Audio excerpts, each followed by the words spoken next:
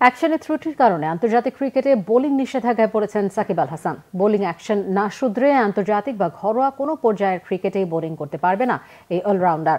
BCB জানিয়েছে, ত্রুটিপূর্ণ bowling অ্যাকশনের কারণে ঘরোয়া কিংবা আন্তর্জাতিক ক্রিকেটে বোলিং করতে পারবেন না সাকিব। ইংল্যান্ডের ল্যাবে তার ত্রুটিপূর্ণ বোলিং অ্যাকশন শনাক্ত হয়েছে। প্রথমে ইংল্যান্ড ক্রিকেট বোর্ড জানিয়েছিল, ইসিবির অধীনে কোনো আসরেই বোলিং করতে পারবেন না সাকিব। 24 ঘন্টা পর আইসিসিও সব পর্যায়ের ক্রিকেটে সাকিবের বোলিং নিষিদ্ধ করেছে। গত মৌসুমে কাউন্টি ক্রিকেটে তার বোলিং অ্যাকশনে ত্রুটি ধরা পড়ে। বোলিংয়ের সময় সাকিবের হাতের কোনোয় 15 ডিগ্রির বেশি বাঁকা হয় আইসিসির বোলিং আইনে, যা অবৈধ অ্যাকশন। আইসিসির বোলিং আইনের 11.3 ধারায় বলা হয়েছে, কোনো দেশের জাতীয় ক্রিকেট অ্যাসোসিয়েশন কোনো বোলারকে নিজস্ব নীতিমালায় ঘরোয়া ক্রিকেটে নিষিদ্ধ করলে এবং সেই নিষেধাজ্ঞা স্বীকৃত পরীক্ষাগারে অবৈধ অ্যাকশন হিসেবে বিবেচিত হলে আইসিসি তা বিবেচনায় নেবে এবং আন্তর্জাতিক ক্রিকেটে আরোপ করবে।